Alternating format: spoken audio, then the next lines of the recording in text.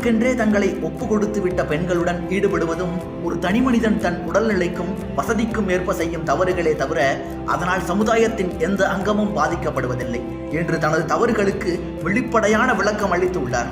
டாடா பிர்லாவை போல சம்பாதித்து ஊதாரியை போல செலவழித்து பல நேரங்களில் பிச்சைக்காரனை போல ஏங்கி நிற்கும் வாழ்க்கைதான் என்னுடையது என்பது அவர் அளித்த வாக்குமூலம். காசு பணத்தினில் ஆசை வைக்கும் சில வேசியரை பார்த்தேன், காசு பணத்தினில் ஆசை வைக்கும் சில வேசியரை பார்த்தேன், அவரையும் பூஜையரை சேர்த்தேன், அவரையும் பூஜையரை சேர்த்தேன். அந்த தாசி மக்கள் தங்கள் சேலை விரித்தலில் தந்திரமும் பார்த்தேன், அந்த தாசி மக்கள் தங்கள் சேலை விரித்தலில் தந்திரமும் பார்த்தேன். பொய்மை மந்திரமும் கேட்டேன், பொய்மை மந்திரமும் கேட்டேன். பட்டக்கடன் கொஞ்சமல்ல, பரிதவிப்பும் கொஞ்சமல்ல, கெட்ட கதை கொஞ்சமல்ல, கீழ்நிலையும் கொஞ்சமல்ல, தற்கொலைக்கு நான் முயன்ற சரித்திரம் கொஞ்சமல்ல, அத்தனையும் தாங்கி இன்று யாருக்கோ வாழுகின்றேன்.